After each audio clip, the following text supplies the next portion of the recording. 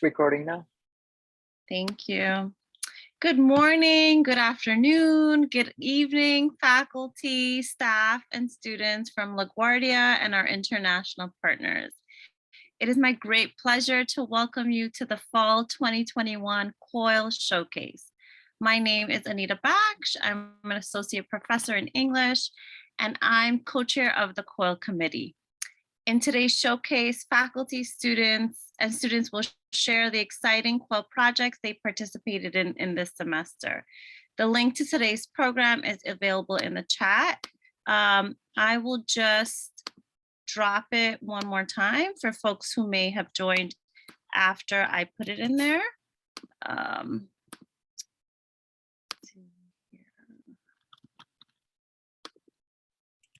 And when you go to the site with the program, feel free to also just look at the general showcase site. And we have videos from last year and previous events as well. So after the presentations today, we will have a representative from the Center for Career and Professional Development who will briefly discuss how the skills and abilities students gain through COIL experiences could be leveraged for future careers. So it's a really important part of our usual COIL day, and we still wanted to incorporate it into the activities today, and it'll be a great resource for students especially. I want to say thank you to all who made today's events possible, especially my colleague Pablo Avila, Associate Director of ePortfolio and Digital Learning. Pablo is amazing at handling all our technological needs. He did all the tech stuff for today's events, the showcase website, and he's always really wonderful in supporting COIL community members with professional development and digital needs, and we could not do this without him. I'd like to begin the program by inviting Eric Hoffman, Vice President of Academic Affairs, to offer welcome remarks. Thanks, Anita, and thanks for the promotion. I'm in the Office of the Vice President of Academic Affairs, and I'm Eric Hoffman, the Assistant Dean for Academic Affairs, and I work with a team in the Center for Teaching and Learning to support a range of learning seminars for our faculty, also our peer mentoring programs, and a lot of the other initiatives here. And I've been really fortunate to work with Olga, Anita, all of the faculty at LaGuardia who have been working to build the COIL program for so many years. And I've had a really great experience meeting faculty, administrators, students from around the world through this project. I just want to say a few things. First, just to welcome our faculty and students from around the world. It's such a cool thing to always have these events and meet people from all over. Last March, around the time that the vaccine rollout was really ramping up here in the States and I think around the world, I had the pleasure of joining a group of CUNY faculty and administrators from Middle East and North Africa who were working on a big grant that we were able to secure for that. And in that meeting, with folks from around that region and here in the States, I was just reminded before the meeting kicked off in the very informal conversations we were having, how much this work in these kinds of opportunities really ground all of us in the very human experience of life and loss and learning. It was a very poignant conversation at that time, and it just I also just want to reflect on COIL and a meeting I was in with faculty last week who were working on designing co-curricular learning experiences. So, different from COIL, but just some of these sometimes one-off opportunities that students have. And because of the policies and because of some of the things that are happening with the pandemic right now, we still have a very difficult time planning any kind of field trip with students, visits to cultural institutions or other kinds of workplaces. And I know some of you who are here today were part of that conversation. And I was struck by a recommendation made by a faculty member from our education programs who said that even though that students were doing virtual visits, she asked them to imagine how the virtual visit was different from what it might be like if they were there in person. And I think that that act of reflection was very important, having students imagine themselves, not just looking at this screen like we all are, but what it might be like to be in that place. Why it made me think of COIL is because COIL goes a step further than that, and it is about the virtual exchange in the spaces and opportunities we're creating for our students to interact with each other. And I think that that's really powerful. It's not just the learning, for our students. So we ask them about their learning, but also the learning of faculty who are supporting that. And so this kind of event today, I think, is a fantastic way to showcase that kind of learning, to hear from our students and to hear from our faculty. So I want to thank all of you for being here. And for those of you who will be sharing those experiences. Finally, I want to give a shout out to two of our graduate fellows from the CUNY Graduate Center who are here today, Marianne and Oriana. They've been working with Olga and Pablo and many of you to learn about LaGuardia in this program, but also to offer their insights as we move forward on this kind of work. So thank you again. Thank you, Olga and Anita, for arranging this. And I look forward to hearing more about these projects. Thank you, Eric. Next, I'd like to ask the COIL coordinator and the person responsible for establishing COIL at LaGuardia, Dr. Olga Aksakhalova, to give an overview of fall 2021 COIL activities. Hi, everybody. Great to see you. I feel like I came back to visit family. It's always so wonderful. I'm just gonna give a quick overview of just a few things from this semester, from the last few months. So we are growing our family, our disciplinary family at LaGuardia. We have a number of departments that are participating in COIL now. We have also made our international family larger. We have a few new partners, and many of them came through our grant that Eric was just referring to, the Stevens Initiative grant. So we now have a few partners in the Middle East and North Africa. So Jawad El-Habouch, who is here now, is a part of that grant. He's from Abdulmalik Asadi University. We have worked with them before, but now we have a much larger reach. We have several faculty members from that university who have worked with us. We also have partners in Jordan, Palestine, and Egypt. So I wanted to mention that. Another really good thing that happened is several of our faculty have published amazing work in peer-reviewed publications, both book chapters and articles. I would like to acknowledge Professor Lamis Fadel, who published something on the third space, COIL being the third space, and also how it helps students develop career competencies. She published this with her partner Dina Hassan from University of Oklahoma. This was a domestic COIL project with another state, but of course they were looking at the global nature of the Arab community in both New York and Oklahoma. So Lamis, congratulations. Congratulations also to our business faculty, Professor Ed Goodman and Martin Pantoja, who is here. Martin, great seeing you. So their article focuses on internationalization at home, and they've looked at a lot of reflections that their students have done and did a great way of assessing those. My wonderful English colleague, Tuli Chatterjee, joined Professor Ahmed Mullah from the University of French Guiana and myself in publishing this wonderful chapter in the MLA volume, A Tale of Two Classrooms. So we're looking at transnational composition and how COIL facilitates that in innovative ways. I've also had the pleasure of writing another article with Tuli this past year. And it's about how COIL combats isolationism through various practices. Specifically, Tuli is talking about her work with St. Mira's College and a few other colleges in Pakistan and Bangladesh on the partition of India. So I just want to say thank you to Tuli for contributing to this really good book. I think it's a really timely volume, and I'm happy that our voices are in there. LaGuardia is in there.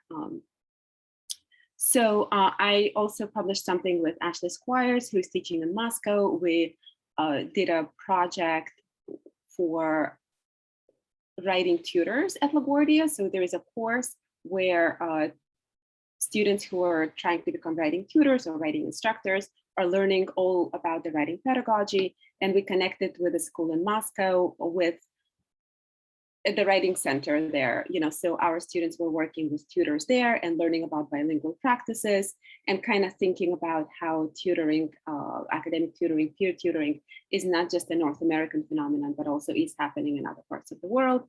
And I have a small role in this chapter on community colleges, which is going to be a part of John Rubin and Sarah Gott's COIL guide, which will be also international. So this is the first book of its kind. So again, I'm very happy that LaGuardia and many of our international experiences are represented there. This semester, we started a COIL committee. It's a college-wide committee. Every department is represented. Every program is represented. CTL is with us, of course, through Pablo. We also have Isaac Poller. We have Kyoko Toyama, who represents not just ELA through her work with Justin in the COIL context, but also College Discovery. So I'm super happy to be doing this work with Anita, of course, and all of this wonderful faculty. So if you have colleagues in your department who are looking to start COIL, you can certainly refer them to this wonderful representatives. And I do want to thank everyone. We've been working really hard on very creative projects. We're working on a website. We're working on developing a repository of resources for professors. We're developing a promotional video, getting student testimonials. So there is like a lot of very different projects, including info sessions. And Anita will talk a little bit more about that later. I do want to also welcome again our Humanities Alliance Fellows who have been working with the COIL committee on a bunch of different COIL projects with us this semester. I hope your experience has been worthwhile. We certainly enjoyed having you and looking forward to having you for another year and a half. So Ariana Mador and Ariana Martinez, thank you so much for being with us this year. Eric already mentioned this project, the Stevens Initiative Project, Global Scholars Achieving Career Success. It's a multinational grant-sponsored virtual exchange program.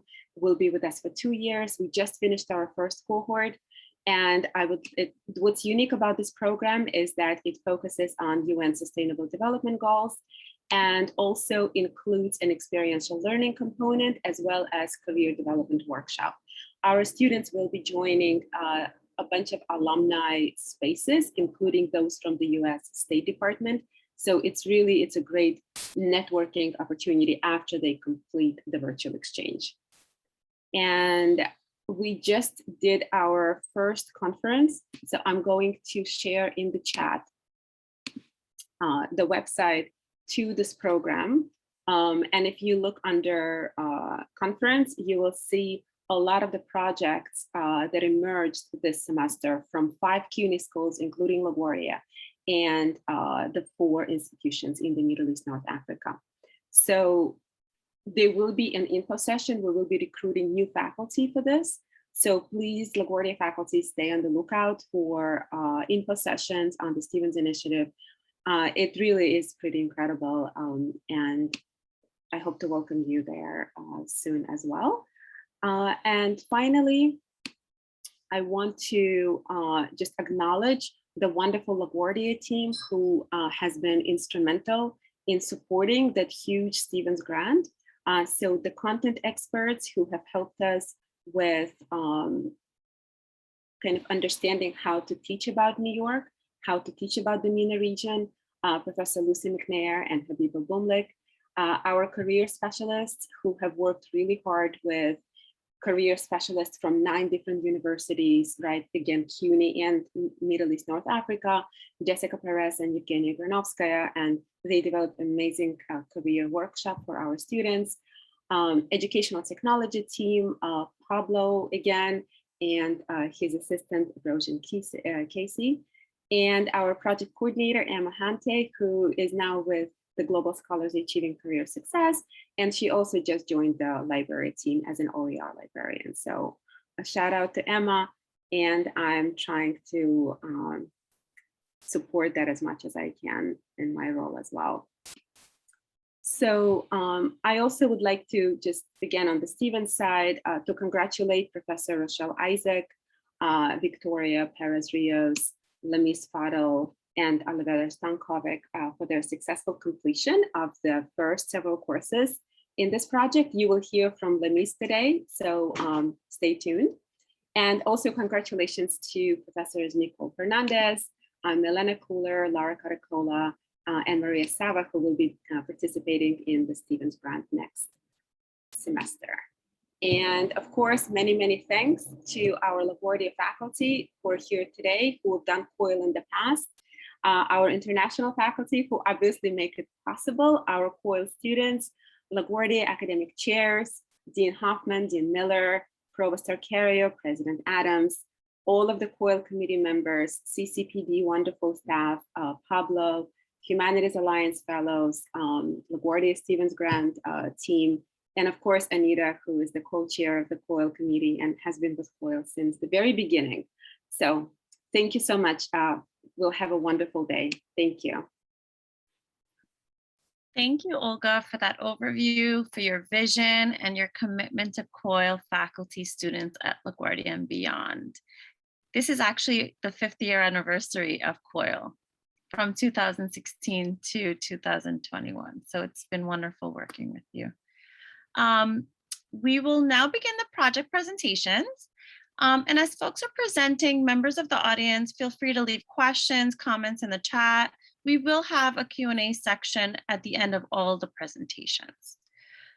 So our first presentation is titled Understanding COIL as a Sub-Process Relationship in the Ongoing Pedagogical Automation. And we have faculty presenters Kyoko Toyama from LaGuardia and Justin Barrera from Matsusho College in Japan. And Justin and Kyoko, I'll ask you to introduce your students as they speak. You're welcome to unmute and begin. Sorry, okay, good morning. So I'm going to show my slides, but in the meantime, this is my colleague of 7 years, Justin Barrera from Matsusho College. So we're very happy to have Justin and other students. So let me just, okay. So we have 3 student presenters. They're the key elements of this program. Without them, we don't exist. So I'm going to be talking about the overview of what we did this semester and also reflection of our program as instructors, but main focus is really students' reflection. And very quickly, so you're going to see all these slides and some of you are familiar, but I just want you to have this context, right? In New York, Long Island City, and this place called Nagano, Matsusho. So it's very different places students are coming and working from. And our program is, usually I work with Justin, who's teaching interactive English, and I teach intermediate Japanese 1 and 2. But this semester, he was teaching international hospitality. So it was very interesting. So even though 7 years, we have been evolving. So I hope you can get the sense. At the end, I'm going to pose some questions to all of you instructors, as I want to think about it, because all of us are at a different stage in this COIL. So the first task is self-introduction using a Flipgrid. And task 2 is the writing through Google Drive. And I used this United Nations Sustainable Development Goal 11, Sustainable Cities. Last year was Education for All. Then they all got the feedback from each other and they published their writing. So actually you'll be able to see the writing in the platform called Medium. And then we met, as usual, we met at the beginning of the semester and at the end of the semester.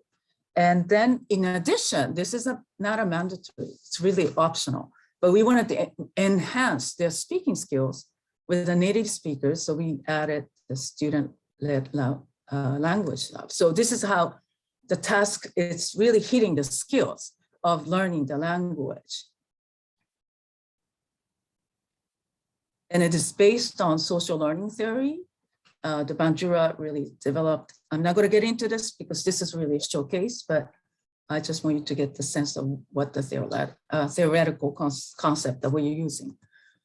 And this is a first task that they used, Flipgrid. I mean, I'm sure some of you are very familiar.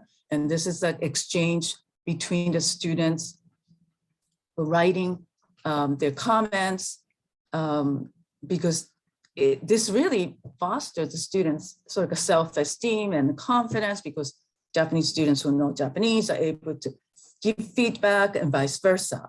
So this process is very important. And then publishing media. This is by Ruby, who talked about sustainable cities, how we can make the cities very livable and inclusive, resilient, and sustainable. And this is a highlight of today. The language lab, and they met every Thursday for 6 weeks from 7:30 to about 8 o'clock, Japan time 9:30 on Friday. And Yukari is going to talk more about that. And then two students who can touch on what they got out of this experience besides the learning in a classroom. Okay. Then before I'm going to introduce Yukari, this is a list of things that I would like all of you faculty to think about, because we are in the 7th year. We kind of got seasoned a little bit.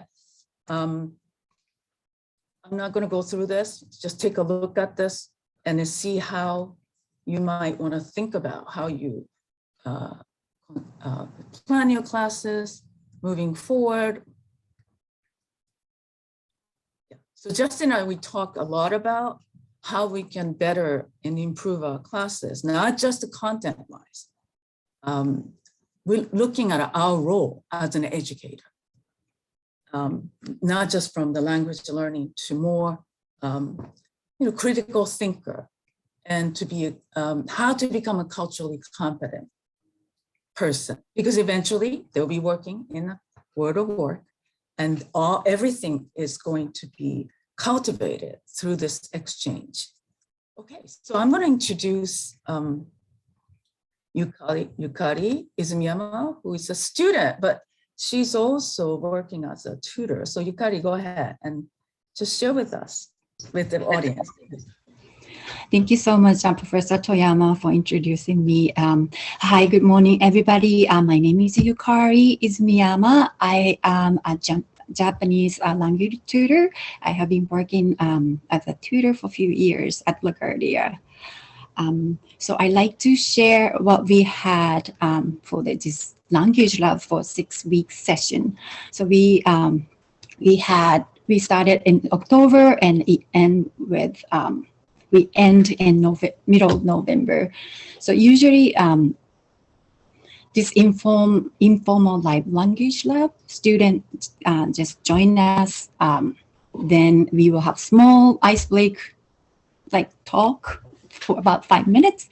And after that, students are assigned to small breakout room. Usually it's more than one-on-one. Usually there are 2 students from New York and there are 2 students from Japan. This way, a student actually suggested that it's less, they will feel less nervous. So it's easier for them to speak freely. And also, if there are more than one language speaker, they can help each other. So it was suggested by student, and I feel it worked better than one-on-one session in this small group setting, a breakout room session. And I think what the student enjoyed most is that because of there's no instructor involved during this breakout room, so they can talk about the daily the session topic. The session topic was suggested by student. So usually they have one daily topic and they will discuss the topic. And after that, the topic jumped to another topic, which was suggested by students. So I believe what they actually enjoyed most is that topic, and also the way the freedom and also the live feeling of talking to native speakers. That was, and I just like to say thank you for this amazing opportunity as a tutor. I was able to see how the student from New York and also from Japan were able to enjoy. Then also they were able to develop their confidence and of speaking in different languages. I noticed that even though this 6-week session, I noticed that their confidence level improved. I think it's about time for me. But thank you so much, Professor Thank Toyama. you, Kari-san. Okay, so Yan-san, she's an industrial design. This is something I want to point out. There are a lot of non-Japanese majors are taking upper level Japanese. It's really wonderful. Yan-san, are you there? Hi, everyone. Okay. Thank you, Kyoko-sensei, to introduce me. My name is Yan Ling, and I'm from China. Chinese is my mother language. I'm currently a student of ELJ 104, majoring in industrial design at LaGuardia Community College. Because of COVID-19, we're all taking classes online. COIL with Matsusho College students was a great opportunity for us to establish communication with others. And the COIL project includes meeting with Matsusho College students, video exchanges on Flipgrid and peer critiquing via Google Drive. It's a great way to learn how to share ideas and express opinions. And it allows us to learn from the ideas, skills, and experience of other participants in the course. As we study Japanese seriously, Matsusho College students attach great importance to learning English. They will take notes while chatting with us and prepare the chat content in advance, which left a deep impression on us and provided motivation for us to learn Japanese. And in order to better understand each other's living environment and habits, we talked about what we like to do in our free time, introduced our hometowns, and shared our favorite foods and places we like to go. Although sometimes I felt nervous and overwhelmed by language barriers, but the results were always surprisingly good because it's more interesting than what we expected. Interacting with others and benefiting from one another's strengths, that's how COIL enrich our learning experiences. Yeah, I really enjoyed it. Thank you. Thank you, Yan-san. She's graduating this semester. Yeah. Okay, now Jin Martin, and she's going to talk about our program, but also she participated in Meiji Gakuin exchange, so she will touch upon that too. Jin-san. Hi, can you hear me? Hi. Okay. Hi. Okay. But you're not showing the face, right? Oh, I'm not. So that. Okay, so that your face should be in part of the team here. Oh, I have a mask on because somebody's visiting my house right now. That's okay. Go ahead. Go ahead. Share with us. Thank you. Okay. Hi, my name is Jin. I've been doing COIL projects with Toyama sensei and Justice sensei for ever since last spring. So yeah, this semester is gonna be my last Japanese before I graduate in June, but I really enjoyed COIL projects a lot.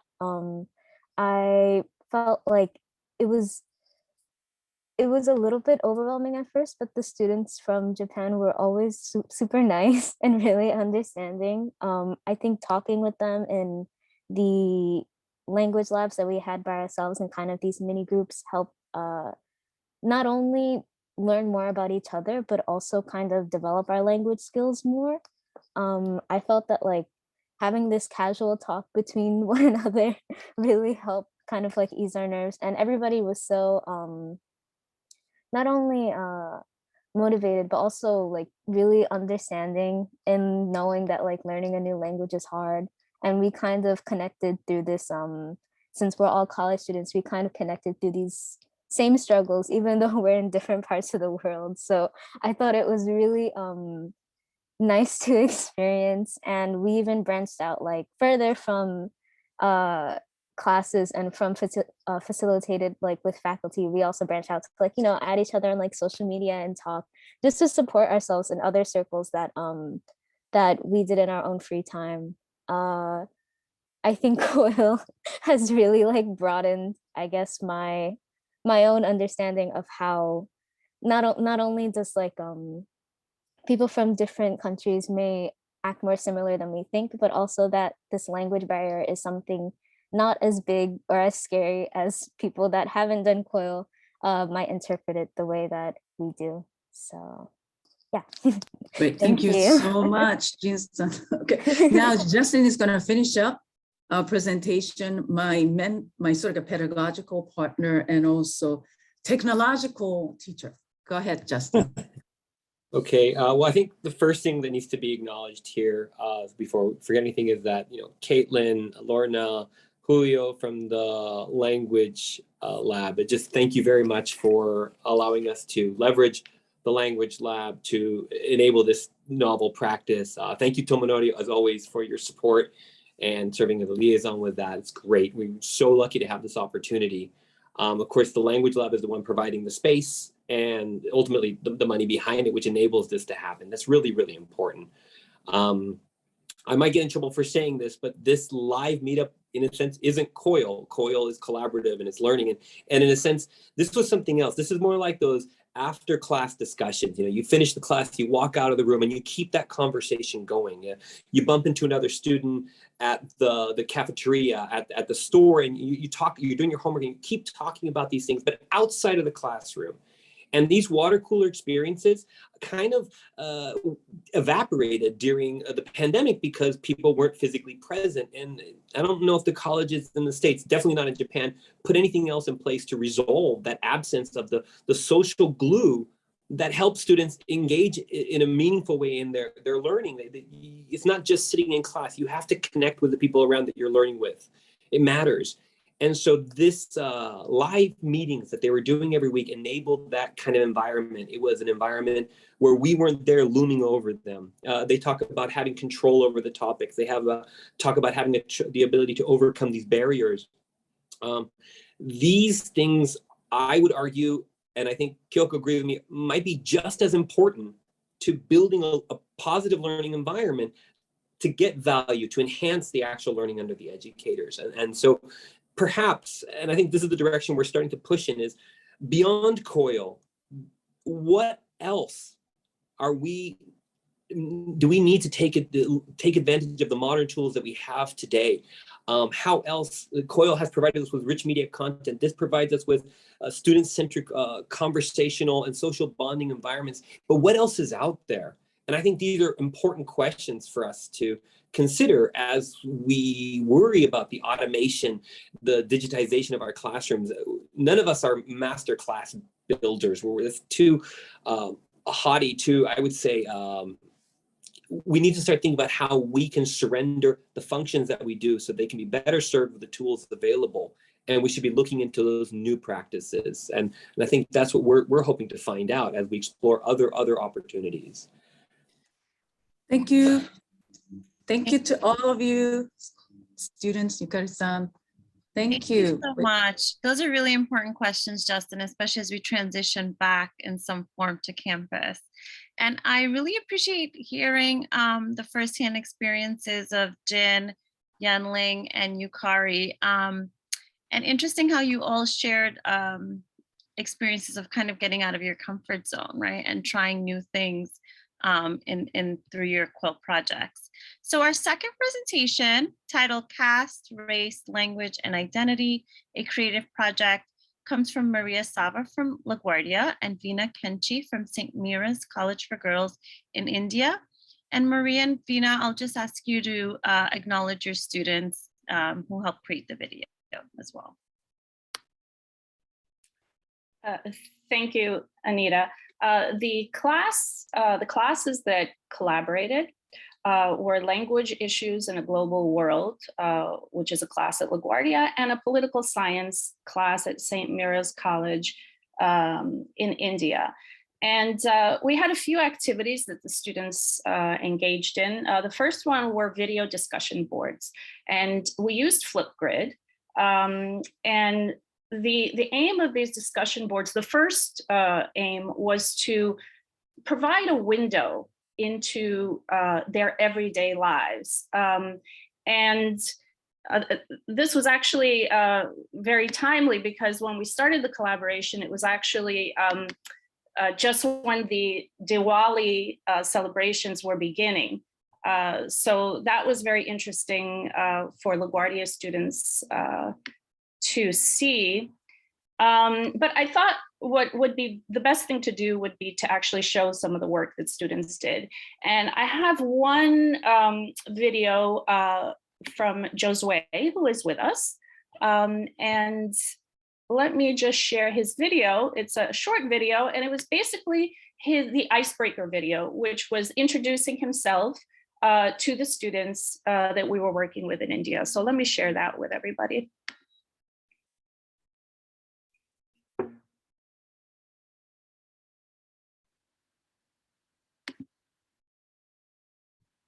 Oops. I don't know what that is. I don't know what happened, guys.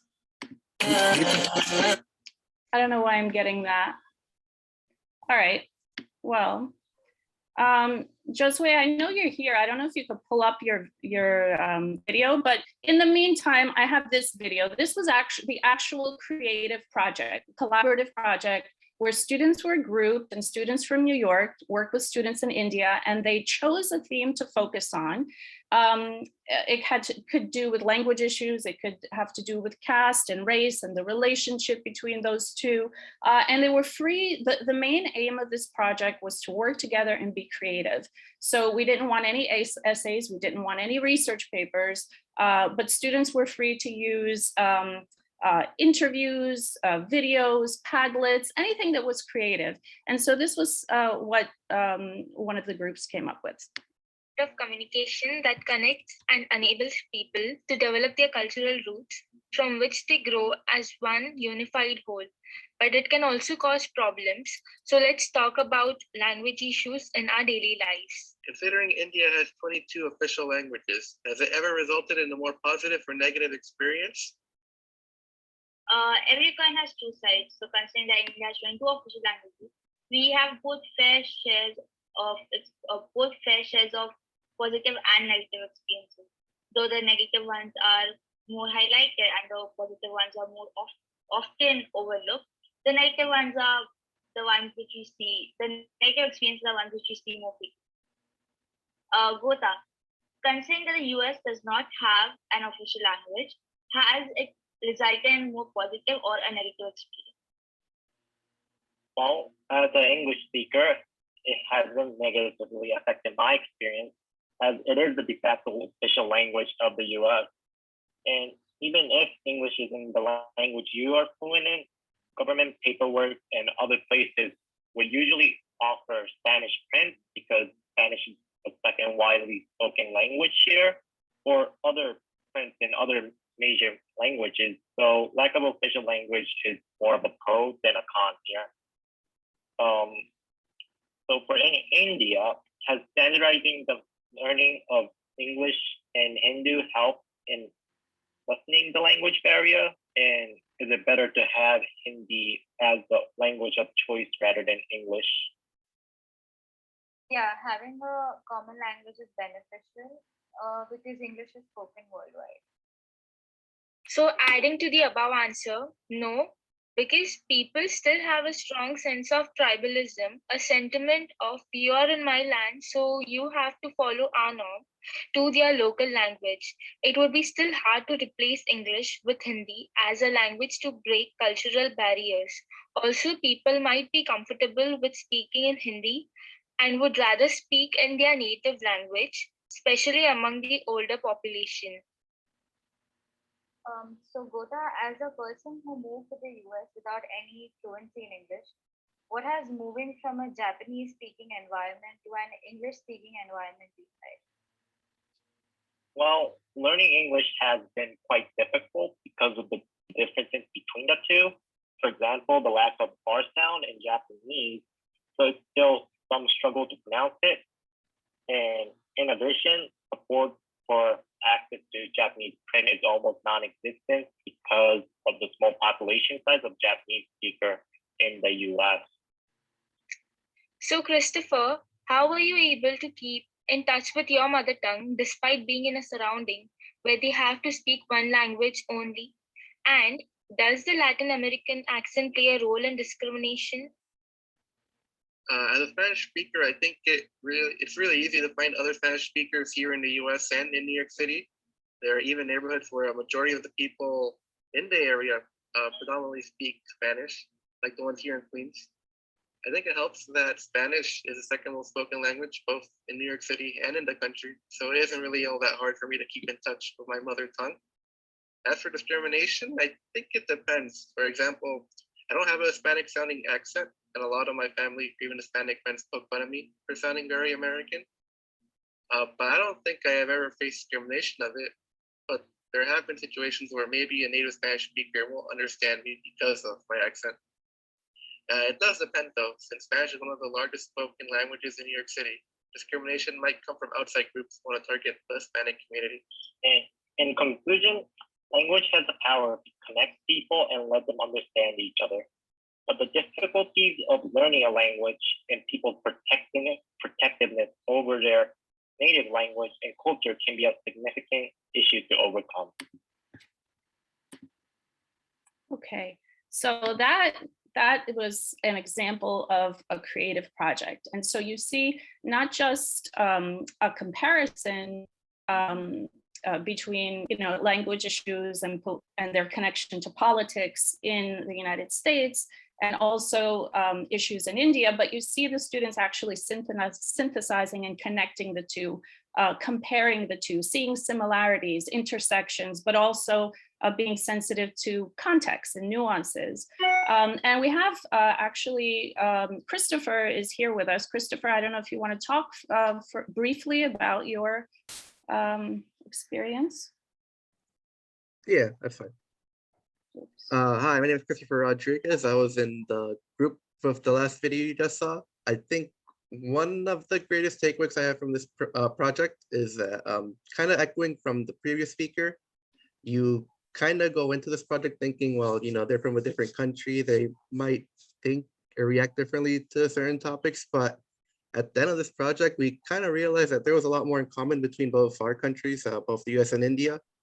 And, as students, you kind of think, oh, wow, a group project, across different time zones, what a pain. But in reality, at the end of it all, it was really refreshing and nice to meet all the people in India. We got along, we had a group chat and everything. We basically became friends over the project. So, I do appreciate the opportunity to work on a project like this, as it really has made me realize that, we might be countries apart, but it really isn't all that different over there. So yeah. You did a fantastic job, Christopher. Thank you so much. Josue, I don't know if you've had a chance were you able to find your yeah, Professor, I do have it here. Can I share my screen maybe? Yeah, I think you can. Yeah, I think we can. Okay. And so this one is under 2 minutes, this video, I believe. And someone's doing work outside of my window, so I'm going to turn off my sound. Go ahead, Josue. Okay. Hello, guys. So basically, to talk about me, this is me, Josue, and my family. I was born in this little red dot you see over here, Caracas, Venezuela. The subway is the best way to move around the city. You're wasting your time if you take the car. I use it on a daily basis to get anywhere from LaGuardia, my college, to my job in Manhattan. And if you wonder, yes, there are lots of rats in the city, like this one over here. Talking about my job, it is here, Times Square. New Yorkers try to avoid it because apparently people walk very slow, and we're always late. A piece of advice, don't accept the CD recordings from anybody because they're empty.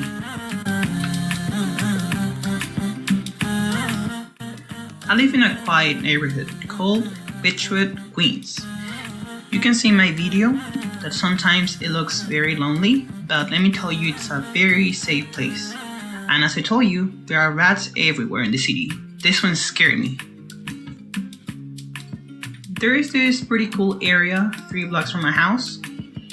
Here you can find from small burlesque shows to awesome seafood restaurants or clubs and bars that have nothing to envy those of Manhattan.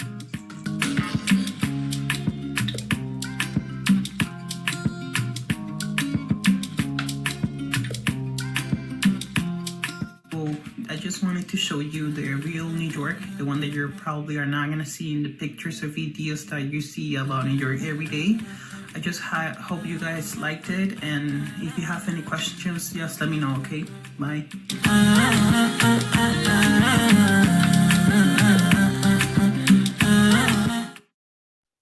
Thank you so much for sharing that, Josue.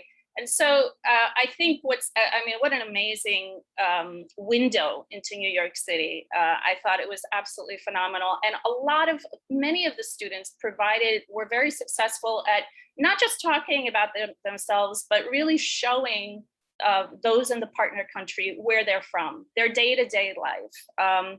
And so Josue, can you speak very briefly about your experience more generally? Yeah, I really enjoy doing this video. I took my time like taking it, and I really enjoy watching the other students' videos. I actually like felt like very related to some of the people in India, because I was saying like look, this market over there looks so much like the markets in my own country, like the way the streets look, like the motorbikes and all of that. It was really amazing to feel like someone in another country has so many similarities to things in your own country. So I really love that, and especially the first activity. Thank you so much, Josue. Great work. And with that, I'm going to pass it on to Professor Kenchi, who just has a few words to say as well. Thank you so much, Maria. I think Joshua's video was the video that actually I can say was the real icebreaker. It started with Maria herself putting in a video showing us her morning routine. And then, it was like, okay, we can make a video simple as that from our daily lives. And that boosted the entire confidence of the students is what I feel. So thanks to Maria, and then thanks to Joshua, who actually showed us the side of New York that we may not, like he says, we may not see it in pictures on the internet, which is there. And I can say that after that particular point is where the student connect started. So we really did not have to do an icebreaker session, which was synchronous, but even in an asynchronous manner, we could have the icebreaker session through these videos. So that was something amazing. And then we had, like Maria has already said, we had these creative projects wherein all these students came together. So I have one of the students from the video over here, Manashwi, who would like to speak about her experience of the entire project. Manashwi, can you on your video? Yes, ma'am, sure. Yeah. Am I audible? Okay. Yes. So thank you, Veena ma'am, for the introduction. Good morning to everybody here, or good evening. So I had a wonderful time doing this course. The individual assignments as well as the group assignments enabled each one of us to look at the socio-political situations of the world with many different perspectives. Again, like a lot of people mentioned, it boosted our confidence a lot. So when I first enrolled for this, we were told that we're gonna have to make certain like video responses and upload them. I was very, very nervous. As somebody who has never been in front of camera or recorded myself, I was very nervous. But the video by Maria ma'am and the fellow participants, it really helped me, just go on with it. And again, I'm really grateful for the amazing groups we had, without whose cooperation this wouldn't have come out as good as it has. And I'm really looking forward to participate in a lot more courses like this. Thank you. Thank you so much. And just so you know, the video that I put up was a video of me making my coffee in the morning. So it was a very simple video, but that was essentially my everyday life, my morning. And it was as simple as that. And so with that, I'm going to bring it to a close by just, as Anita had asked, to acknowledge the students. So we have Christopher Rodriguez and Josue Rivera Vivas from LaGuardia, and also Gota Sato from LaGuardia in the video. Manashvi Valya from St. Mira's, Gracie Gower, and Flavina Zilva from St. Mira's College. So those were the students that are here today or in the video. Thank you very much to everyone, and we are concluding our presentation with that. Thank you so much. That was so wonderful. And there are many comments in the chat. Please check them out about your wonderful work and presentations. So our third presentation, titled Crossing Paths, Coming Together to Increase L2 Fluency and C2 Competency, will be presented by Tomonori Nagano from LaGuardia, and his partner is Jennifer Igawa from Meiji Gakuin University in Japan. Tomonori, I think you're presenting for your pair? Yeah, I'm the only one. Yeah, they won't join us, unfortunately, today. Okay, thank you. So my name is Tomonori Nagano. I'm the program director for modern language programs. I teach Japanese and language classes. So I'm presenting the collaboration with another COIL collaboration with Japan. But this collaboration is an institution in Tokyo. So to me, Meiji Gakuin is almost like it's a missionary. It started as a missionary school, and in a lot ways similar to St. John here. So you can kind of imagine like what kind of students there and what kind of institution it is. So we started this collaboration in spring. Spring we started as a pilot because the Jennifer. I think it's important to understand like how Japanese institutions work. They are very, very careful about anything new. Like they never jump in like we do here. Jump into anything new right away. They have to talk to the deans. They have to plan everything, and only when they're 100% sure that it's going to work, they're gonna commit themselves. So we started as a pilot project in 2021, and we just did the video-based project. It worked okay, it worked fine, and Jennifer was on board. So in fall, we decided to do engage more. And what we try to do is we try to do something beyond like video exchange, because we wanted to have some components of collaboration. So we wanted to give them some tasks, some problem solving tasks, and engage students in those activities. So that's what we try to do in the fall. And we also included the synchronous meetings. We managed to put 2 synchronous meetings, and the project we came up with uses something called the pechakucha. It's some people know it. It's not very famous, but it's a presentation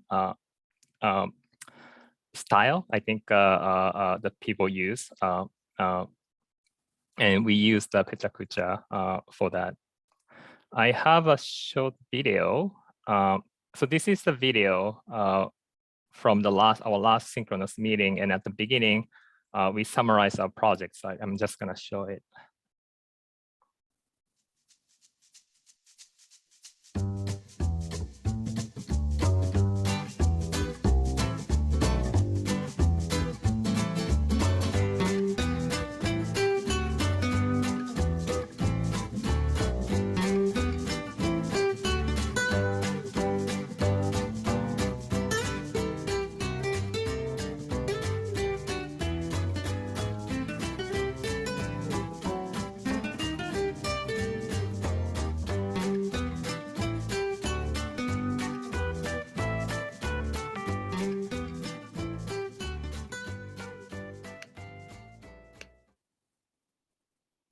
じゃあ、始めますか。いいですよ。ジェニファー先生、どうぞ。Me. Okay. Good morning and good evening, everyone. Thank you so much for joining us today. I know it's late in New York and I'm sure it's getting really cold there. It's cold here in Kanto today as well. It's only going to get up to 11 degrees centigrade, which I don't know what that is in Fahrenheit. Sorry. Maybe Nagano sensei or Toyama sensei can, or somebody who's good at math can do that. Okay, so today we have a few things we'd like to do. We just want to review the project. And then and Kaylin says she thinks it's 51 in Fahrenheit. Then Professor Nagano and I looked at all the videos, of course, and we came to a decision on the winners and runners up of which teams made the best videos. My students, don't worry, your ranking is not going to be affecting your grade, okay? And then we're going to talk about, or mostly Professor Nagano, I hope, is going to be talking about what the concept of cultural competence is. And hopefully you'll learn something from that. We're going to watch some interesting videos and then there will be group discussion. Okay, can everybody hear us okay, by the way? Thank you, Momoy, for that feedback. Okay, can everyone hear us okay? Okay, can anybody not hear us? Thank you, Caitlin. No? Okay, then let's get going. Let's move on. Sure. Yep. So this is just recap of our project. So if you remember, we started this the synchronous meeting early in September, and we met together. And that was our first phase. And after that, we started introducing ourselves. We shared the videos both in Japanese and English. And then we launched on the Pechakucha project. We created two different kinds of Pechakucha. One is in Japanese. That was late October. And just recently, we finished the English Pechakucha project. And we are last stage, phase 5 today. I'm pleased to have this opportunity to meet again at the end of the project. どうします？ジェニファーさん、僕行きますか？僕話します？どうぞ。Either way is okay. Okay. So this is like the summary of what we have accomplished. In total, we created 92 self-introduction videos, and we are divided into 6 different groups, and each group created the 2 Pechakucha presentations, one in Japanese and one in English. So we have a total of 12 Pechakucha projects. And we also created a social media platform. I think we have a line, and I kept sending like a weird message. But I'm happy that we are able to connect to the social media as well. なんかあります？ジェニファー先生。Yeah. I think learning to use a new platform such as ImmerseU, yeah, and then in the spring, the students who participated in the spring learned how to use Flipgrid. I think it might have been a challenge, but this is probably a skill you're really going to need in the future. So I hope it was a good experience for you. Yeah.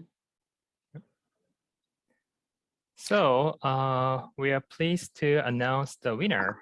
So we have 2 winner groups. One, we selected one video for the Japanese presentation, and we also selected the one winner for the English video. Ready? Yep. Okay. So here I go. 私たちは体育の授業でフリスビーをしました。人数が足りないので、ダウン上一緒に運動しました。とても楽しかったです。体育の後、着替えてから友達と廊下で待ち合わせをしました。少し遅れてしまったけど、友達は許してくれました。7時でお互いに挨拶をしました。休み時間には階段でそれぞれの宿題をしました。宿題はとても難しかったので、お互いに協力して終わらせました。学校が終わったら花火を見に行きました。花火はとてもきれいでした。みんなで楽しい時間を過ごしました。今日は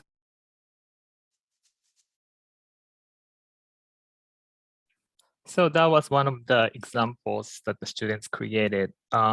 So for the picture collaboration, we gave them pictures with some cultural information. So we gave pictures of the something like represent American culture to Japanese students, and we gave our students something representing Japanese culture. So in order to create some meaningful presentation, they had to talk about it and they have to be able to present it in a meaningful ways. So that was our project, and overall, students liked it. They're glad that they have a chance to use their language, the language they're learning, and talk to the students. But the biggest challenge for us was time difference. I think time difference is a main challenge for us engaging in a collaboration with Japan or maybe China and Korea. I think social media was a big success. We didn't plan, but I think students engaged even more on the social media than the regular platform that we provided. We realized that the people use different kind of social media. Depends on where they're from. Facebook is kind of default, but people don't use Facebook anymore. They use different social media platforms, and Line, something called Line, happened to be the most popular platform in Japan. So we decided to use Line. Our students like to use WhatsApp, Discord, but it was complete mystery to Japanese students, so we decided not to. Assessment is a question that I have. Is there anything like we can do beyond like student self-assessment and survey? I mean, that's something we can trust, but the more role it plays in the class, I think more desire to have some sort of assessment so that we can incorporate that in a school classroom assessment. So that's the summary of our project. Thank you. Thank you so much, Tomonori. Our next presentation, titled Water Crisis, Egypt and the US, will be given by Lamise Fadel from LaGuardia, and Lamise worked with Shahnaz Abdelrahman from the American Cairo University in Egypt. Hi everyone, thank you Anita. I think Shahnaz is here, so would you? Oh, wonderful. So now I will try to follow Pablo's instructions to avoid any technical issues. Okay. So, hi Shahnaz. Hello. So I'm gonna share my screen and I'm gonna share with you like a glimpse into our project.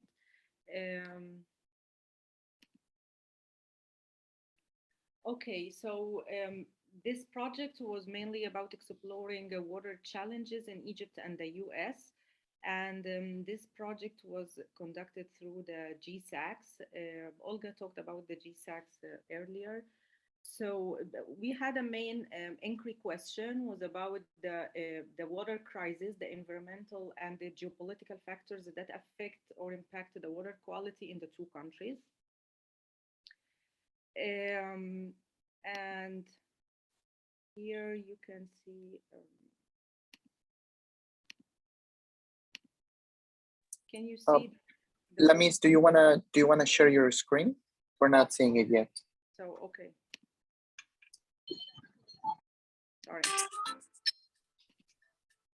So this is actually the website of our GSACS team.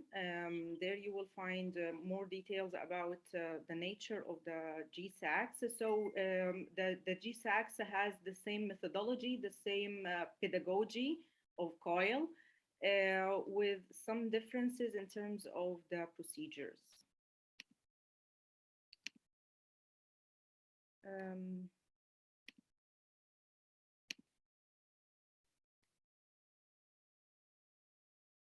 So can you see the presentation? So Pablo, it disappeared again. I think I have to share the desktop. Yep, and now go back to the keynote. So the keynote doesn't work.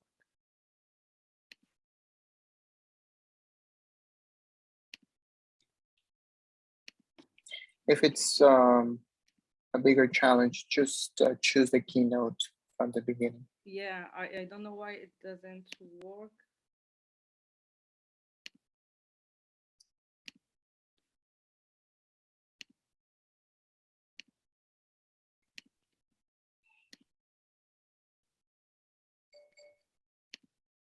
It doesn't work.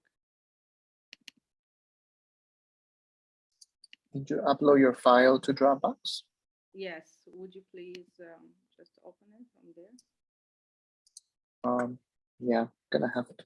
I'm gonna have to take a moment.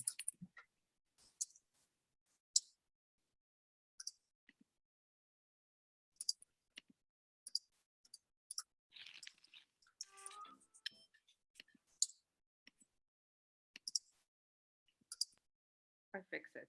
I'm so sorry, guys. I'm so sorry. Okay, we see it now. Yeah, yeah. Okay. So Shahinaz, would you like to talk about the project description? Okay. Hello, everybody. Our project, it was about water, and as you know, we have a problem in Egypt about the Great Renaissance Dam. We have no problem with it, but we have a problem with the filling of the dam. It is not with the dam itself. We are asking for 10 years or 7 years, and then they would like to fill it at once. This is the problem. Now we have shared with the students some of the universal problems with water. Everybody in the world has a problem with water. We have global warming. We have ethical, because water is an ethical issue for everybody, because it is the second thing after the air. It is essential for everybody to live. And also it is a media for transforming diseases and so on. And also it is a way of having food, vegetables, food, and fruits and so on. And therefore, we have discussed how the impact of global warming, the impact of sharing, the water sharing, and also the impact of misuse of water. And also we have made a survey on the whatever challenges in the United States and Egypt, and also each country has its own problem. It is not that we have a problem the other countries doesn't have or do not have. We have also, and therefore they have made a survey together, and the students were making it as you know, it has been an enjoyable way of interacting with students from the States and with the Egyptian ones.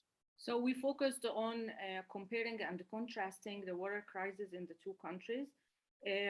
So the Ethiopian-Egyptian crisis, it wasn't the only one that we have discussed. We also talked about the global treaties. We talked about the quantity and the quality of water resources. We discussed also the ethical issues regarding sharing water. In some countries, and mainly in Egypt and the US. We talked also about New York, if we have some similarities about these issues. So we used some platforms, different platforms. One of the biggest challenges of this project was the time difference. So we conducted like 3 Zoom synchronous meetings, and we had other parts on through WhatsApp, and the students created the Google Forms to prepare the survey. They actually submitted the surveys, and they conducted the surveys through the Google Forms by sending them to the participants through the email. And our final product was created through Canva. During the 8 weeks of collaboration, the students exchanged the opinions and worked together through the WhatsApp group. We had a big group for the 2 classes. So actually, I was planning to open the Padlet to show you. So I hope it doesn't impact the connection. So can you see the Padlet, or I had to stop the share? We can't. If you can just do a new share and then go back this time, choosing the Padlet. Yeah. Okay, so we can see it now. Yeah, that's the introductory videos Padlet. The students posted videos in English to introduce themselves. I see now the videos are trying to be uploaded. Like, let's choose a random video.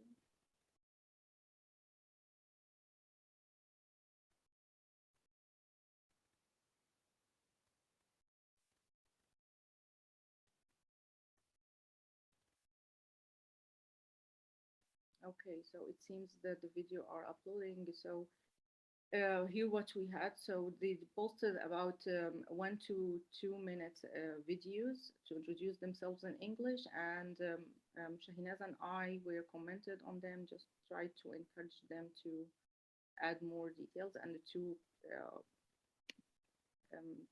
reply to each other. And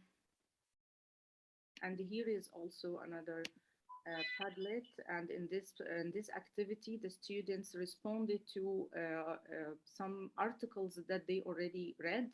We created 2 main questions to be answered. So as you see here in the description, compare the freshwater resources in Egypt and the US in terms of the water requirements in the 2 countries. And we give them some headlines to be followed. We requested to write about 250 words to reflect on the pieces that they already read. Lamis, did you want to show the Padlet? Because it's not showing. Oh, yeah, I can. Sorry. We can see that. Okay, thank you. Okay, so as you see here, here is the description, the instructions, the main question. Compare the freshwater resources in Egypt and the US in terms of water requirements in the 2 countries.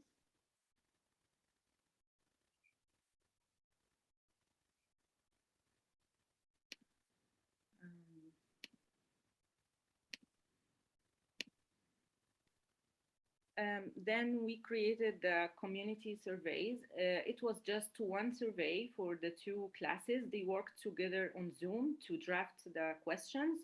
They prepared a wonderful list of questions. I just want to assert that Dr. Shahinaz and I were just like guiding the students, but they created all the questions themselves, and they distributed the survey through the email. So later we collected the responses. Here are some pictures, just screenshots from the file that we had, the final responses. Oh, I think, sorry.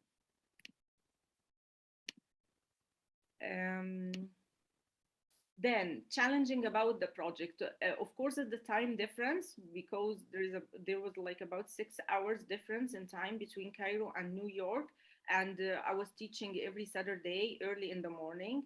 But we made like 3 synchronous Zoom meetings, which was good because the project took about 8 weeks.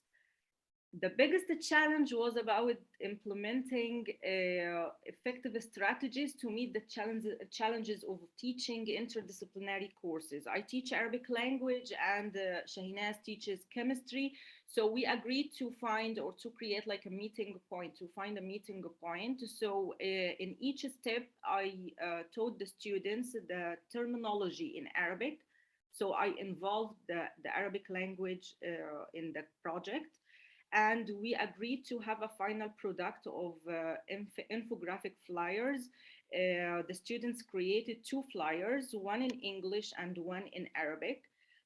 Because the AUC students speak both Arabic and English fluently, so they were able to assist the LaGuardia students during the process of translating the infographic.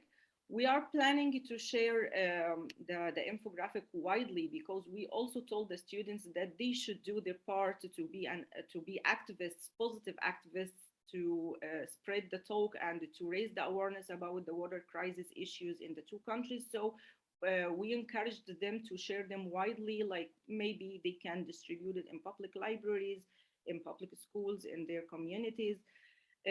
Probably we can share it also with the Egyptian mission in the UN. And here is the Arabic one. And that's it. Thank you so much. And I apologize for the technical issues. I tried to work with Pablo to have it like go smoothly, but I'm sorry again. Thank you, Lamise. I think it's because you tried earlier and then maybe with the timing, the computer kind of, froze a little bit. But this is such a lovely project that requires students to do primary research and then really connect with their community, both, right, in their local community and then the global community as well. Thank you, Lamise and Shahinaz, for presenting and for taking the time to be with us today.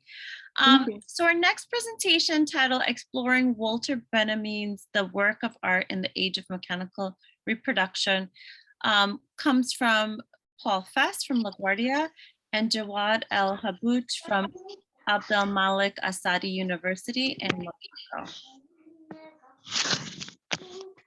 Hi, everyone. Great to be with you, and I really enjoyed seeing all of the presentations. I'm going to share my screen. Let's see.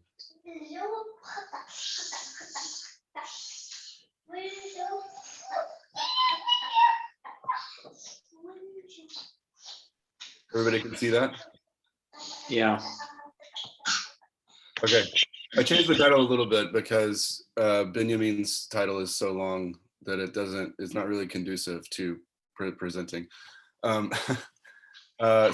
my name is Paul Fest. I'm at LaGuardia Community College. I'm in the English department. Jawad, do you want to introduce yourself? All right, thank you, Paul. Hi, everyone. My name is Jawad El-Habouch. I am Assistant Professor of English Literature and Cultural Studies at Abdel Malik Saadi University, Tétouan, Morocco. Very nice to meet all of you. And this is our first COIL project to do. So I'm sorry, I didn't mean to do that. We're doing a kind of a short project, and it was we also had a little bit of kind of complication with lining up our semesters. But so this is our plan that we set out to do, and we're still doing it. It concludes at the end of the week. So our idea is to have students at different levels collaborate around a reading of this essay, The Work of Art in the Age of Mechanical Reproduction. So we have my students from ENG 101, which is freshman composition at LaGuardia, and Jawad's MA students. Like I said, our common text is this essay by Walter Benjamin, which we arrived at because I happened to be teaching John Berger's Ways of Seeing, which is loosely based on this essay. And Jawad starts his class with the Frankfurt School. So it was a kind of a nice point of connection. And then the project has 3 parts. The students introduce themselves on Slack. They engage in a discussion on Slack, and then they create collaborative blog posts on the CUNY Academic Commons. And to facilitate this, we created a website through the Commons. This is, it's basically a WordPress website that allows them to, that will allow them to write posts. And let's see. Oh, I wanted to show you some of the student introductions that the students did. This is one of Joad's students. Hello, everyone. Hope that you're safe and sound. This is Amal Haddadi from Abdulmalik Saadi University in Morocco. I've always been a person who enjoys discussing ideas and getting to know the story behind things. Besides, in every disagreement, misjudgment, or misunderstanding, I find myself roaming through the different perspectives, trying to view the situation from each person's lens. Literature, hence, is a fascinating field that gives me access to a wide variety of perspectives. And in the MA program of English Literature and History of Ideas, I would not only discover different views, but I would also discover the different tools that would allow me to deconstruct, dismantle, and analyze those views. One interesting fact about the country I'm from is diversity, and most importantly, the intertwining of different cultures together forming one. And one interesting fact about the city I'm from, Tetuan, is the peaceful and calm vibe it gives its visitors. And of course, not all the visitors, only the observant ones who absorb its beauty and get lost in the history written within its walls. This is Emma, and I'm looking forward to meeting you soon. Okay, and this is one of my students. Hello everybody, my name is Ponapat Ninkampang. My nickname is Or. I'm from Thailand, born and raised. I have been living in New York City for 5 years. Right now, I study political study in LaGuardia Community College. Before that, I graduated from Chiang Mai University in political science. After I graduated, I worked for a TV journalist for 2 years. I have seen many injustice situations in my country and all over the places that I have been. Then I decided to pursue my dream to become a lawyer. Studying political study is one of the biggest steps of my life. I hope one day I can be a good lawyer to change the world to be a better place. Thank you. And so we had them do those introductions at first, and then we had them engage in a Slack discussion of the text. We created a annotated version of the text using, you can use a Hypothesis is a social annotation tool that you can use with WordPress. And so we created an annotated text for the students that sort of explained kind of complicated ideas, and we tried to highlight important passages. And then the students engaged in a discussion for, I don't know, like a week and a half. That was pretty robust. Jawad, do you want to say anything about the discussion? Sure. I think I have really enjoyed reading the students' insightful comments on Walter Benjamin's The Work of Art in the Age of Mechanical Reproduction. So interesting ideas, and it was just a pleasure. I mean, seeing both sides, interacting and sharing insight about the essay. Yeah, exactly. And there was a pretty robust. I mean, like the one of the most common, the biggest topic from that essay is his use of the term aura, and there was a robust discussion about that, I thought. And then now we are having students in groups create a blog post. That's a lot of text for the prompt, and you don't necessarily need to read it all. It's the gist of it is that we want the students to find something in the contemporary, our own media environment that coincides or maybe contradicts with Benjamin's essay. And so those blog posts will be posted on our common site by the end of next week. Yeah, so that's our plan, and that's our presentation. Wonderful. Thank you both. So just one word, if you allow me, Anita, just one word, please. Yes. Thank you. I just wanted to thank so much Professor Olga Akselakova and COIL team for the wonderful opportunity to join this great community of professors and students from LaGuardia Community College and from around the globe. Thank you so much.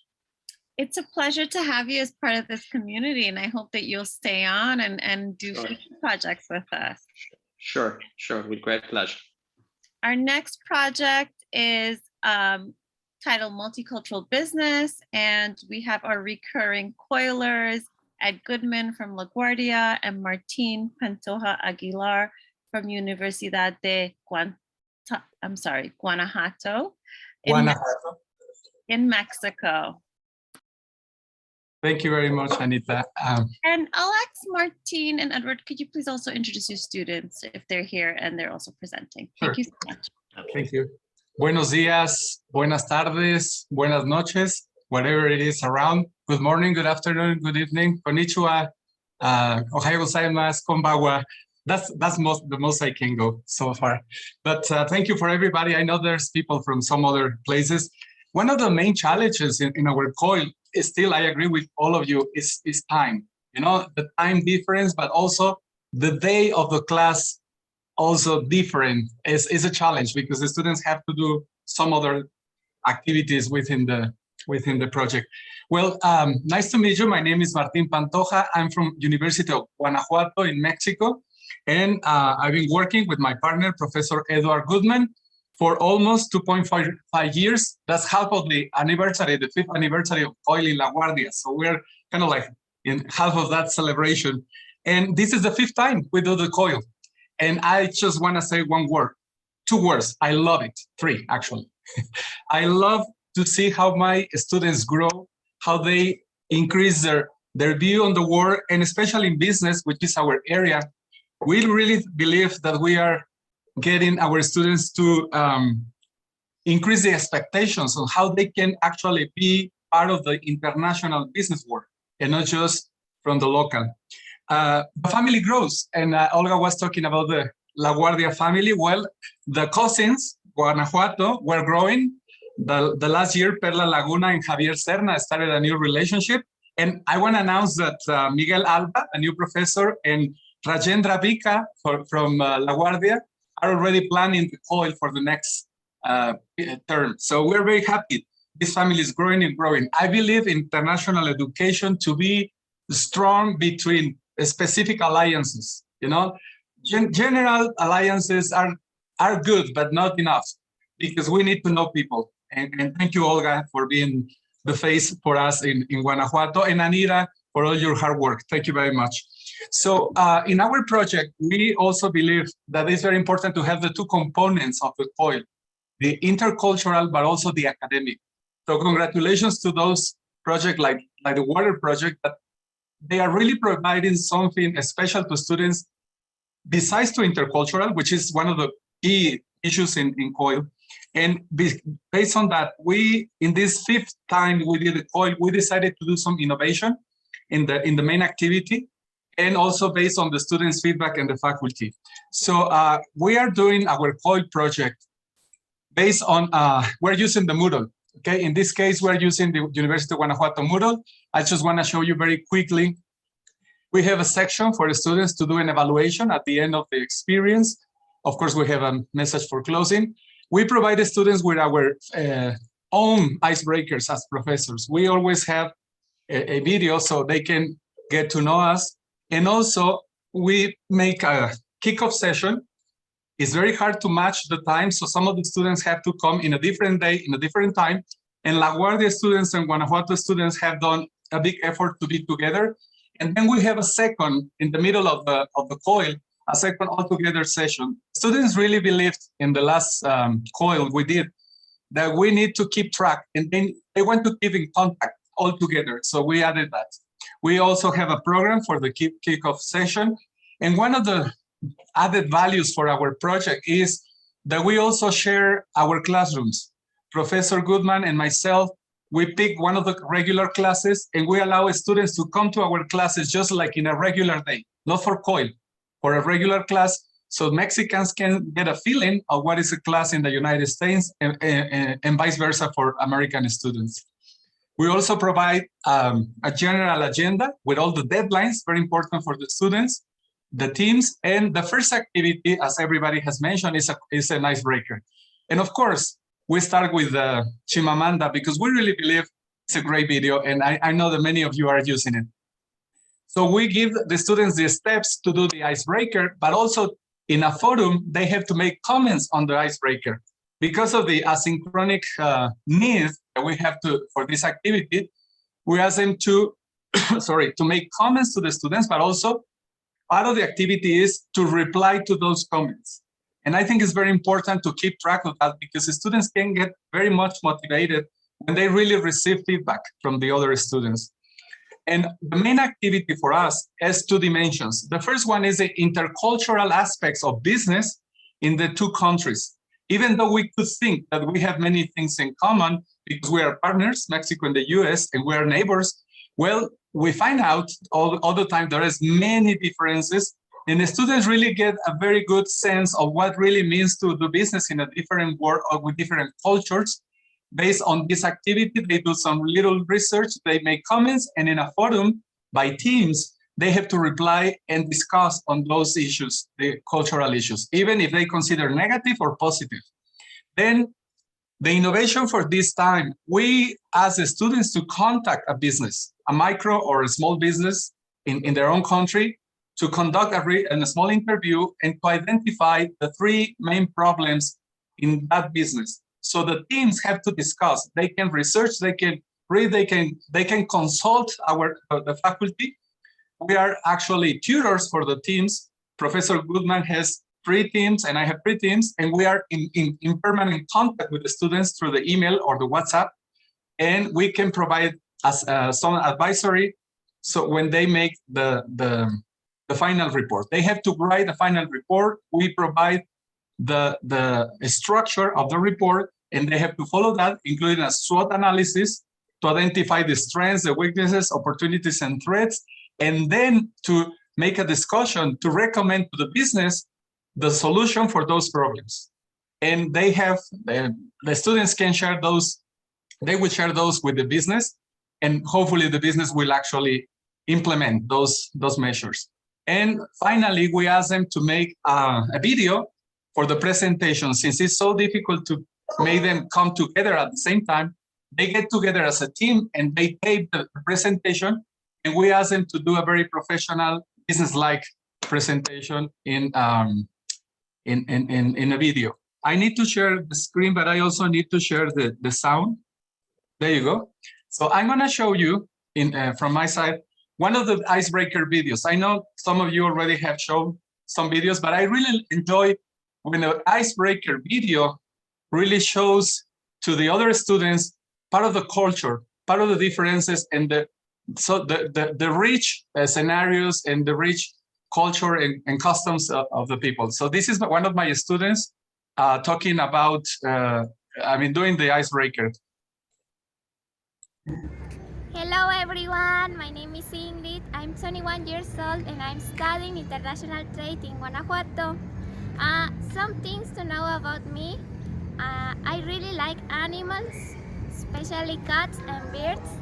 And my favorite book is called The Never-Ending Story by Michael Ende.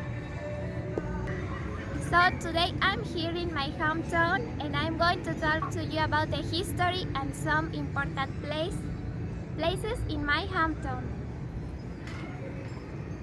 So here we are at La Joya.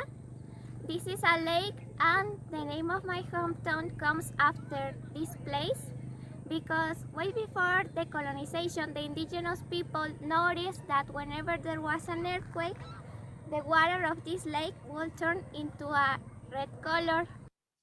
So Yuriria means lake of blood, and the last time the water turned into a red color was 4 years ago.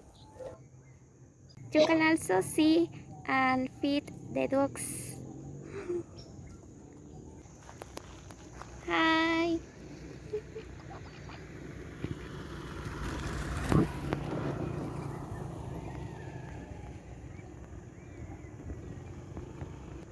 That thing in the middle of the lake is a house for the dogs.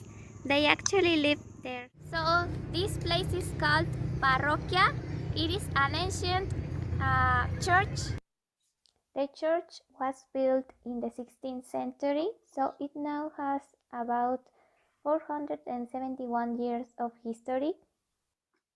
The main front of the church is really impressive because it has a lot of elements that are important for our culture and our hometown. Some people have compared La Parroquia with a castle because of its shape and size. Well, some of these videos have been improving every time we do the COIL because the students in my department, they talk to each other. They know there is COIL going on and they recommend some of the ideas for making those videos. I appreciate some of the students making this big effort to really show culture, the scenarios and the real places. Some of them show the family, the cats, the dogs, and that is so great. So today I'm going to pass the voice to my student, Ingrid Ramirez. She was in the video, but now she's here. And I will ask Ingrid, please, will you share your experience? Hello, everyone. I was the girl in the video. My name is Ingrid, and I'm going to share my experience about the activity. So first, when Professor Pantoja told us about the COIL, I was looking forward to it. But as the date was coming up, I started to worry about not being able to communicate properly with my teammates. But after our first meeting, and thanks to the icebreakers, I was able to know more about their participants and their cultures, so I felt more comfortable. As everyone has mentioned, working with international teammates in different countries and with time difference was a challenge. We had to reschedule meetings because of that, but we worked hard as a team to accomplish our tasks. And until now, I still make some mistakes and I tend to mispronounce words when I speak. So I want to say thank you to my teammates because they also helped me and my Mexican friend. And I think it is always good to meet new people. And I am really happy that I had the opportunity to participate in the COIL. It was a great experience, not only for the opportunity to practice English with native speakers, but also because I was able to meet people from different backgrounds. And I was also able to know about what is it to work in a real international environment and the importance of be open to learn from different cultures. Thank you. Thank you, Ingrid, and thank you, Martine. Good morning, everybody. It's a pleasure to be here. And again, thank you to my friend Martine. 2.5 years, it goes fast. But once again, it's a pleasure. Ingrid, great job. It was a pleasure to work with you all semester as well. I also have with us a student of LaGuardia, Timothy Ayala. I believe he's still with us. Timothy, thank you so much for joining us and your work this semester. I'll go fast, folks. Martine did an amazing job reviewing all the work we're doing. Just once again, so happy to be involved in this. I think it's an amazing opportunity for our students. It ties in with everything we want to do in our business programs. As Martine mentioned, this year we modified things a little bit. We finally were able to have our students work with local businesses or research local businesses and really do in-depth analysis, SWOT analysis, identifying problems, and then working together to come up with solutions. Both teams had one Mexican company and one local US company. And I think the work they did was amazing. I'm going to quickly share with you little snippets of one of the ending videos. And then I'd love to hear Timothy's reflections on the semester. Just give me one sec.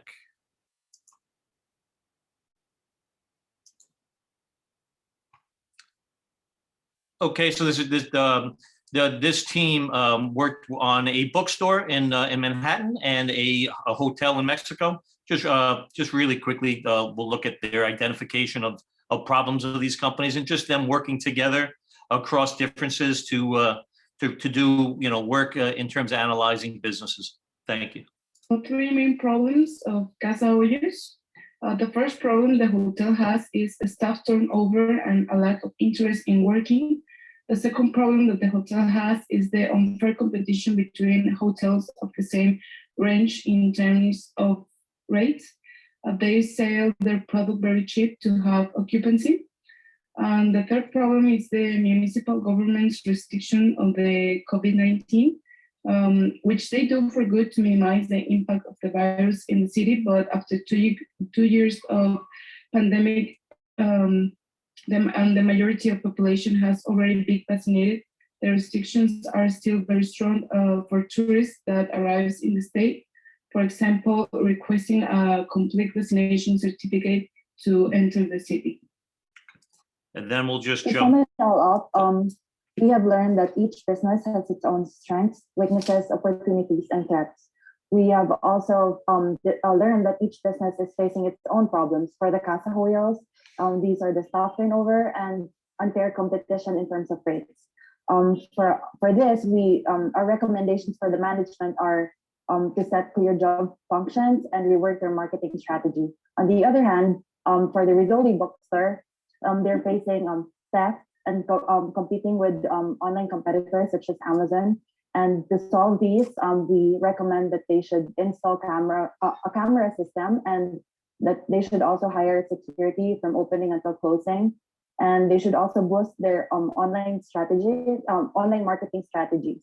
And furthermore, we have learned that both businesses have been significantly affected by the COVID-19 pandemic.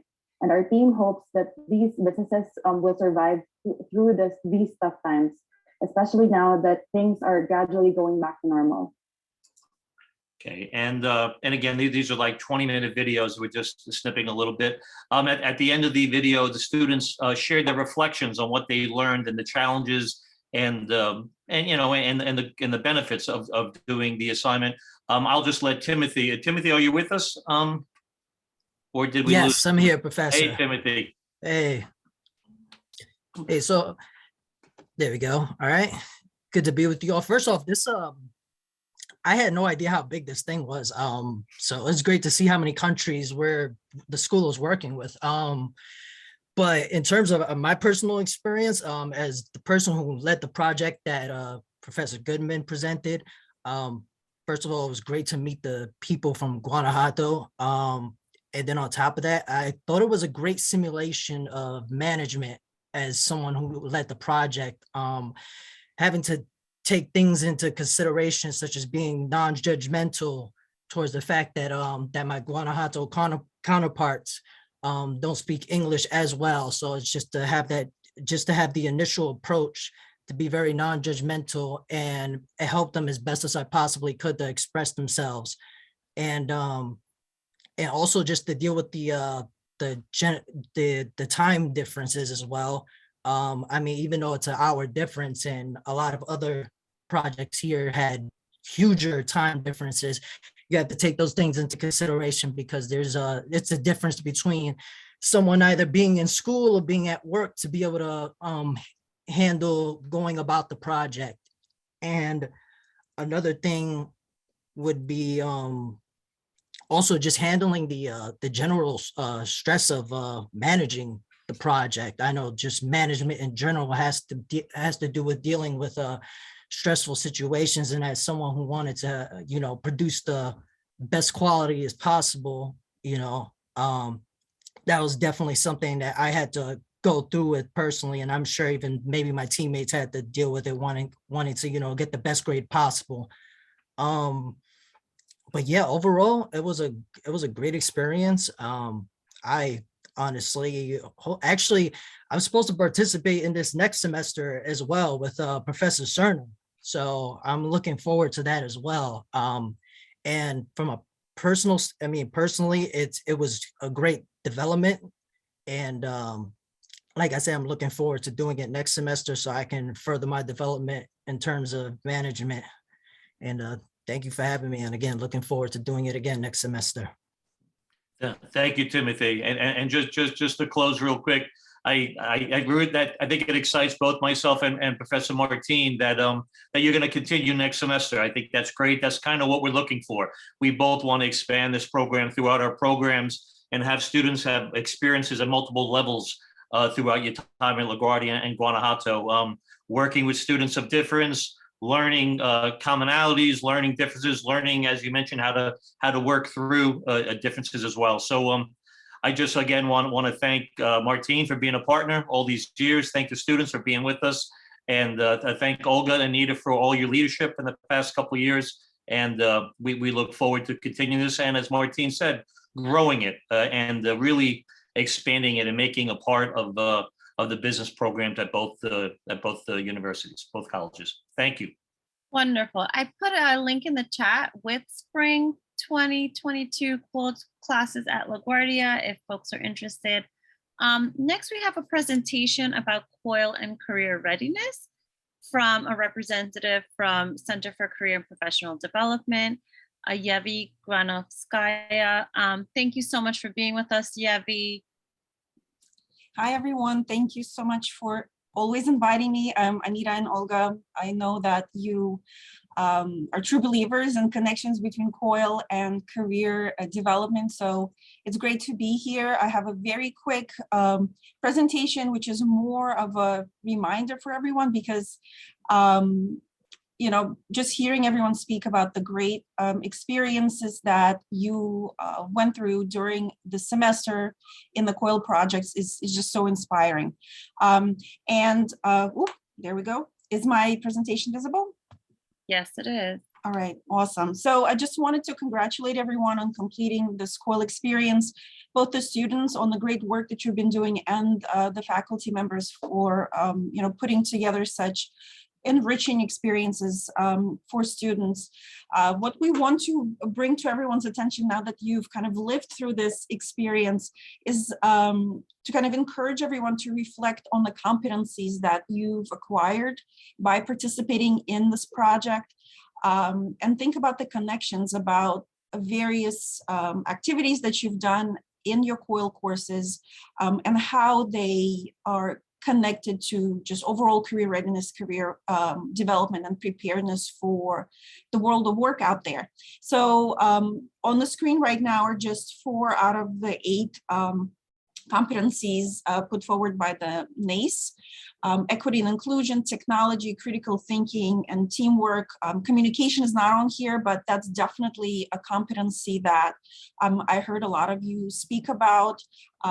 And what we want to ask everyone to do, especially the students, of course, is to keep reflecting on your COIL experiences and think about how these projects helped you develop these skills, these competencies, and how this would be helpful for you in your professional life.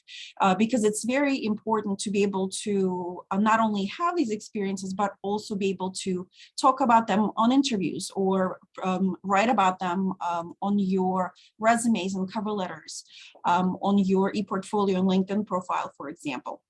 So our office, the Center for Career and Professional Development, is here to assist LaGuardia students and alumni to kind of help put all of these things together, right? Sometimes as you go through an experience, as you live through it, you understand the importance, you may enjoy the experience, but when the time comes to kind of write up a bullet point for a resume, some people might find it more challenging.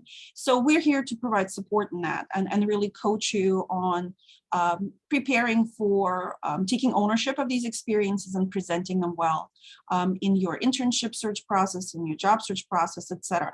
So our office, as I mentioned, works with students and alumni of LaGuardia, and I would encourage those students who might be from on this call from other universities to connect with career services at your campus to really receive assistance related to resume writing, interview preparation, preparing for the job search overall, right? So on the screen right now are all the different services that our office offers. And we really hope that the LaGuardia students would connect with us by making an appointment. You could find us on Career Connect. So all you have to do is go to My LaGuardia, find that little red briefcase on online tools menu, click on it, and schedule an appointment to work with one of our advisors.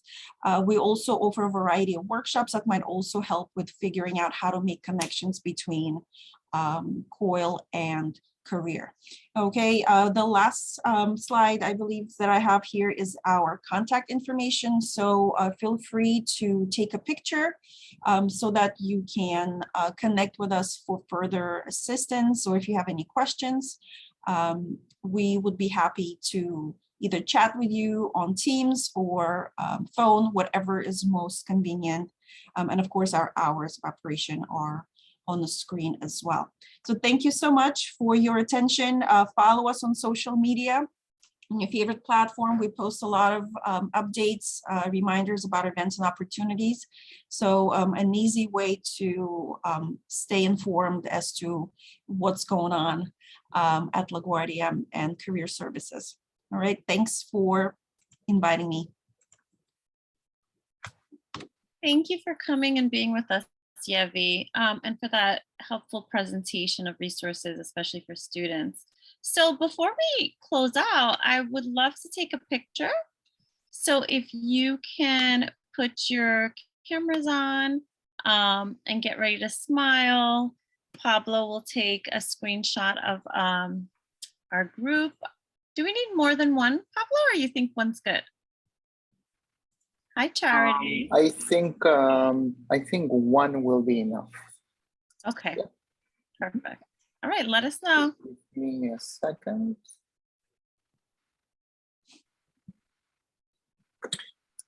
Okay, I will let you know in just a second. Okay, everybody ready? I'm gonna count you down to 1, 1, 2, and 3. Great, let's take another one just in case. Okay, everybody ready? 1, 2, and 3. Great, thank you, everybody. Perfect, and we probably will put this on our website at some point, at the showcase website.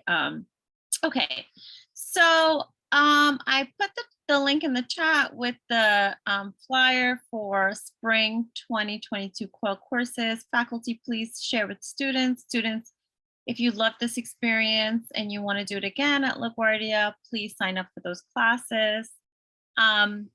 And for faculty who might be thinking about doing COIL, Olga mentioned the Stevens Institute, which will have another cohort of faculty doing that. And then we also have an information session. So the COIL committee is planning an information session for Friday, February 4th. We will send out more information to the college about that.